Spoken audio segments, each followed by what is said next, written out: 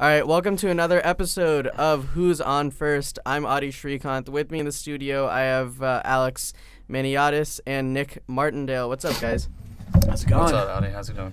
Not bad. How are your brackets doing?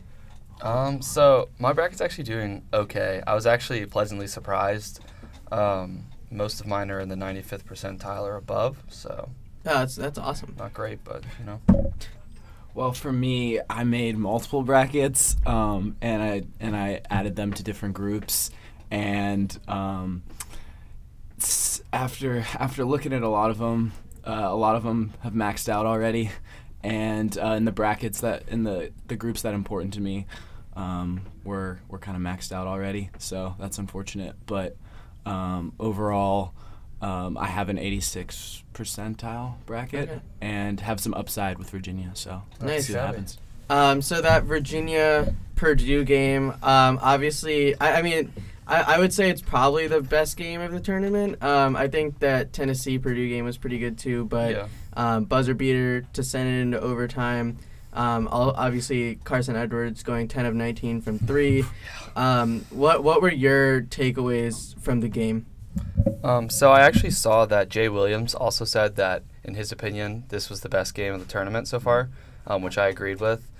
And last week on this podcast, I kind of predicted that the game was going to be a nail-biter through and through, and it definitely was an overtime win. And we definitely kind of dodged a bullet at the very end with the Carson Edwards out-of-bounds pass. But it was a nice breakout game. And in a couple ways. I really liked that we had 4 guys in double figures for UVA, which is something that we hadn't seen all tournament. It's Ty Jerome, Hunter, Guy, and Diakite. Right. Right. And obviously the reemergence of Guy was absolutely huge. And really 5 of 12 from 3. 25 points for Kyle Guy. Yes. Right. Started 0 for 6 in the first half, and then just came out firing in the second half. And I think that's something that's really going to help us get through the rest of the tournament. It just obviously there's actually shirts of that last play that just say the tip, the pass, the shot, and it's just awesome. It was just one of the most perfect plays I've ever seen run. Like just starting with the Ty Jerome free throw miss, like that is such a perfect miss. Like, that's the kind of stuff that you dream about doing, tipping it off the rim, getting that tip out, and then hitting the last shot. Yeah. It was a great game. Great pass from Kie, especially for a freshman to have that, poise in that moment to make that pass. That was fantastic. And then, obviously, the shot from Diakite. He's not really a mid-range shooter. Right. So it was kind of... nice to see that ball go. That's something you expect Hunter to take. So to speak on things that I think going forward they're going to have to improve on.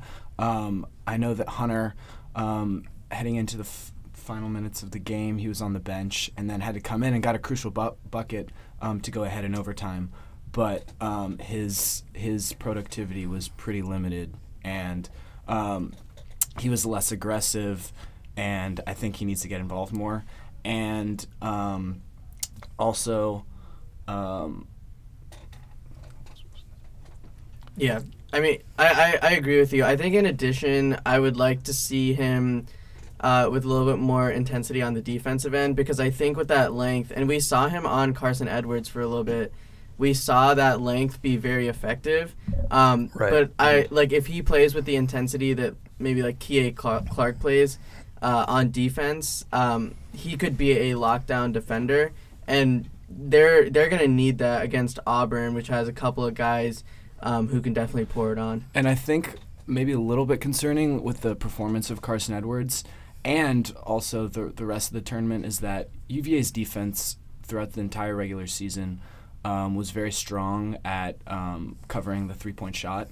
And I believe we held teams to a season average of 28.7%.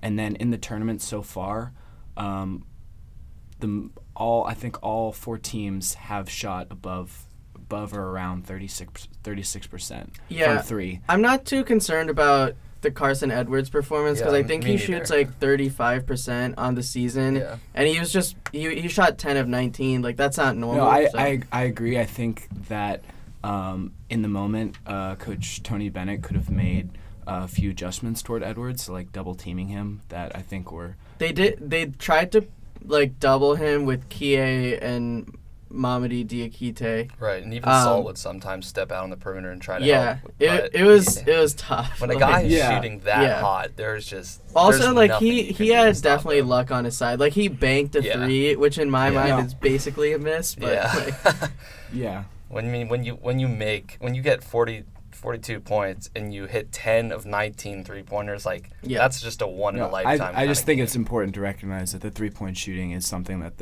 is Auburn's one of their greatest strengths. I do agree with that. I do agree with that. I think there could be, I think the perimeter defense, there could be more pressure applied, and with that maybe more double teams in the future. So let's go ahead and move on to Auburn then. Go to the Auburn-Virginia game. Obviously that's the Final Four game happening in Minneapolis. Everyone here is incredibly excited for it. UVA has a bunch of events on grounds for students to watch the game as a community, which is really great to see. It'll be interesting. Auburn is hot. They have won a bunch of games in a row, and they've beaten quality teams in this tournament. They beat UNC, they beat Kansas, they beat Kentucky. I mean, they really kind of they didn't have it easy, and they had a very tough first-round game that they won by 1 point. But after that, they've been rock solid. To add to their hot streak, they've won 12 consecutive games in a row, and they have not lost in March. Their last loss was to Kentucky on February 23rd. 80 to 53, and since then they've looked like an entirely different team. Right, they're getting hot at the right time. But so from what I've seen, I've been looking at a lot of different game predictions all week and just analysis of this game, and it seems to be the general consensus, which I also agree with, that it's going to be a game of controlling the pace. So obviously UVA plays a really slow game, and Auburn has a really explosive offense. So I think our game plan is going to be trying to keep it as slow as possible, and I think a really crucial thing is to not let them come out of the gate and hit threes right off the bat, because if we get in a hole, then we're going to have to be playing catch-up for the rest of the game, which is something that we oftentimes struggle with. Yeah, and Auburn's got guys who can shoot. They've been kind of riding Jared Harper lately. He shoots 37% from three. Bryce Brown shoots 41% from three. Okiki obviously got hurt. They still have Daughtry, who shoots 42.6% from three on the season. So they've got guys who can shoot. And I think defensively, UVA is going to have to go small. Kie is probably going to take a lot of minutes in this game just because of what he can do defensively. Ty Jerome and Kyle Guy have to play really good defense. And as I mentioned, DeAndre Hunter is going to have to, lock down some guys. Yeah, I think it is really good to mention that Jerome, Guy, and Clark are going to have to step it up big time along the perimeter, and I think it's going to be a backcourt versus backcourt for the majority of the game. And really good point by Nick about dictating the pace of play, because if UVA gets thrown off their game, then turnovers start to increase, and they get thrown off rhythm. And I think that Virginia needs to control the game as much as they can. Right. I definitely agree with that. And I think that what is really important on offense is ball movement. And I can't tell, other than getting Hunter involved, and I think that Hunter needs more isolation and more times where he's able to attack and be aggressive and drive the basketball.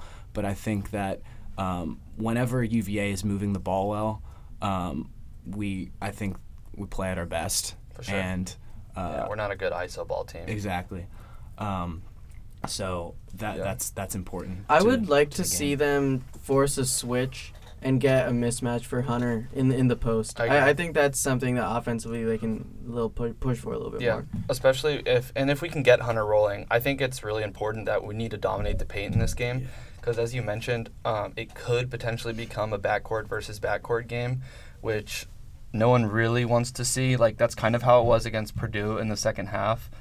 But for the first half, even though Carson Edwards was making everything, we were absolutely dominating the paint, and that's what kept us in the game. So I think I'd like to see more of that with Diakite and Hunter, and maybe even some more minutes from Braxton Key or Jay Huff, who didn't actually get any minutes. I think Jay Huff Purdue. got 1.2 seconds. So Yeah. But yeah, I'd like to see some more definitely dominating the paint in this game. Yeah.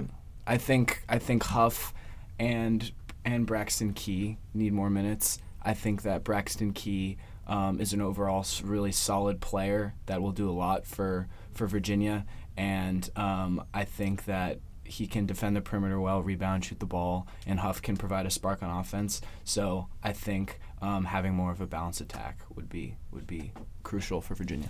Yeah. So as we wrap up here, what are your predictions for this game? So my prediction was I think that UVA is going to win. Obviously, I'm biased because I'm a UVA fan, but I truly do also believe that UVA is the better team here. Even playing against the hot Auburn, I have UVA winning 70-65. Granted, if it goes into another overtime game like it was against Purdue, that number is going to increase, but I think this will be a relatively low-scoring game. For me, during the Elite Eight game, I was so pleasantly surprised at the resilience and the heart of the Virginia squad, and I think that I'm even more confident with them being able to overcome a 42-point performance by Purdue's Carson Edwards, and I feel like at least since Tony Bennett came along in 2009, this is the most balanced and efficient team he's ever had. And coming off this really exciting victory, I think that Virginia has the edge. I think they'll win 74-67, and I think that with Michigan State on the other side of the bracket, I think that makes things really interesting because back in 2014 and 2015, Michigan State was a team that knocked us out of the tournament, and I think that it would be a really cool, also with last year's loss, I think it would be a really cool redemption story. So I'm excited to see what happens. Yep, I've also got Virginia, pretty much a similar score. ESPN's BPI Basketball Power Index has a 79.9% chance of a UVA win. The over-under for this one is 131 total points, and the spread is minus 5.5, favoring UVA. But we'll go ahead and move on. Obviously, we'll all be watching the game. Go Hoos! But we'll have some coverage after the Final Four and March Madness kind of wraps up. Just to move to our next topic, we just wanted to talk a little bit about Anna Redding on the UVA women's golf team. I think she's clearly the best player on the team, but more than that, she recently is currently competing in the women's amateur national tournament, national golf tournament at Augusta, which is the same course that the Masters will be played on, which is really exciting, obviously. She's not making the team trip to Clemson, got that all cleared out with the coaches, and she's competing in this one. Right now, the field started at 72-ish, and right now she is in the top 30, which is after the first cut, which is really awesome for her. Right now, she is 3 over in the tournament. She is tied for 21st of those remaining 30. And it's just really cool to have a UVA representative at such a big tournament. Yeah, and she's playing at such a high level. She is ranked number 32 in the world amateur golf rankings, which is pretty special for a collegiate athlete at UVA to be recognized like that. And I believe in multiple interviews she says that she plans to pursue a professional career after she graduates this spring. So it's really exciting, and I think that this tournament in Augusta is just too special of an opportunity to pass up. And after, she'll miss the Clemson Invitational, but next up she'll be able to rejoin the team, and they'll compete in the ACC Championships April 18th in Greensboro, North Carolina. And yeah. Yeah, and we were talking about this before the show, but I was looking at her numbers just over, the course of her career, 4-year career, and her stroke average has improved every single year, which is pretty cool to see. And as you mentioned, Alex, especially if she's going to pursue a professional career, it is really promising to see consistent improvement. I think that's huge. So yeah, definitely best of luck to her as she's, I believe, wrapping up.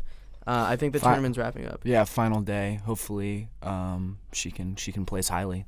Yeah, it is a competitive field here. I believe the leaderboard has got Kupcho leading at 5 under. She's the reigning NCAA champion. Okay. I believe. Yeah. Yeah, so that would be that's 8 strokes back for Redding. So that might be a little bit out of reach, but still, I mean, her performance an accomplishment nonetheless. So. And moving on from a little golf spotlight, we're just gonna update on some things to watch coming up. All things UVA sports. Obviously, we've got the UVA basketball game, but beyond that, men's baseball will be continuing ACC play against Notre Dame. And Nick, I know you had some news about the NC State series. Yeah, so last week, I remember, we kind of made some predictions on the Virginia-NC State games because it was a 3-game road series at NC State, who is currently ranked number 4 in the country. And we kind of said that if UVA could beat NC State in even one of those 3 games, it would be a pretty good weekend for us. And we actually did win one of the 3 games, where unfortunately we were not able to win the other 2. But none of the games were very it wasn't like a ridiculously high margin of victory for NC State, and we looked good in all 3 games. The 3rd game especially, we only lost by 1 run. So it just gives me a lot of positivity and a lot of upside for this baseball team going out for the rest of the season. Yeah, and NC State, I mean, they're a powerhouse team. They're ranked in the top 20, and also just in general have been playing really well this season. So it's definitely good to see UVA hang with NC State. And yeah, as you mentioned, Nick, like one of those games was a 8-7 loss. Mm-hmm. And that's a tough loss, but it's one of those losses that you can kind of live with, especially given the competition. So I think it's definitely something to hang their hat on. Yeah, and Virginia just played this past Tuesday and got back on another winning streak with beating Old Dominion 4-2, and they're looking strong going into the after a solid NC State series and moving into the 3-game series against Notre Dame for the weekend. I like what I see from the baseball team. Yeah, a lot of upside. Yeah, UVA softball's opener was unfortunately delayed. I believe it was a rain delay. So we're awaiting that reschedule, and we'll have that for you once that information becomes clear. Women's tennis plays Notre Dame and Louisville this weekend. The women's tennis team is ranked 20th in the country, so those matches will be interesting just to see what the ceiling is for this team. I've actually I have a couple friends on the tennis team. There's a lot of optimism on the team, so it's really good to see that. Yeah, they're coming off victories from beating Old Dominion and Georgia Tech, and they moved up 7 spots in the rankings to number 20 now, and some definitely strong individual performances, and excited. I think this weekend should be a good showing. Yep. And men's tennis on the other side, they're ranked 5th in the country, which is also really exciting. They play Florida State University and Miami coming up in these next few days. So we'll see, how big of a push they're going to make to see maybe if they crack that top 3. That'll be definitely something to watch for. They've been playing well, and that's definitely another team.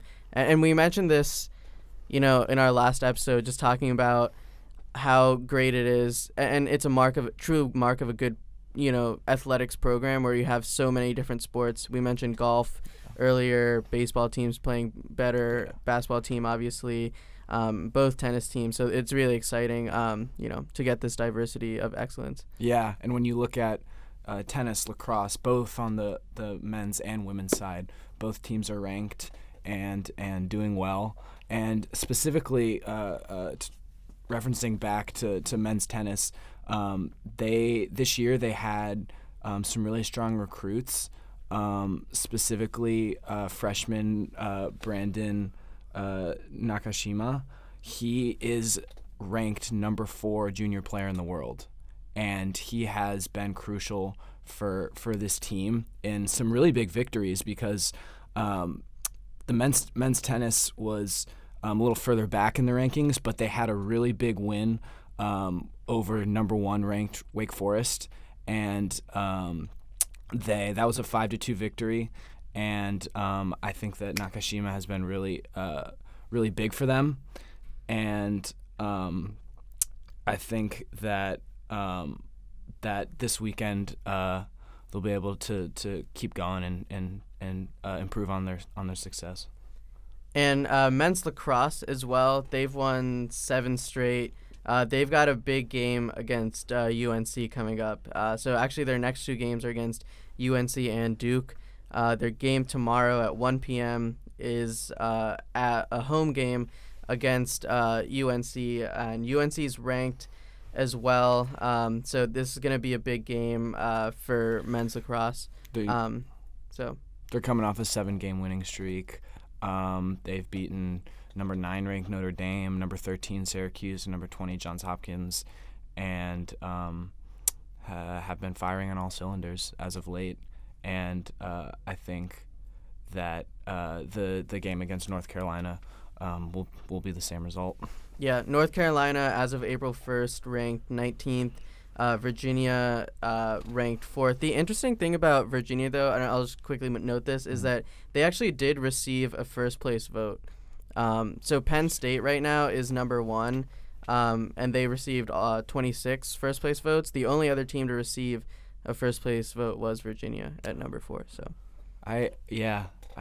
that's super cool for such a turnaround in UVA lacrosse. Very exciting. Yeah, but looks like we have a very interesting intriguing week ahead with all these sports. Getting ready to play in some big games. Obviously, we'll have coverage on that coming up as news starts to break, and we're all excited, I think, to see UVA athletics continue to dominate. Yeah, and check out the show notes at cavalierdaily.com. Yeah, as well. Go Hoos. All right, thanks for listening. All right, thank you.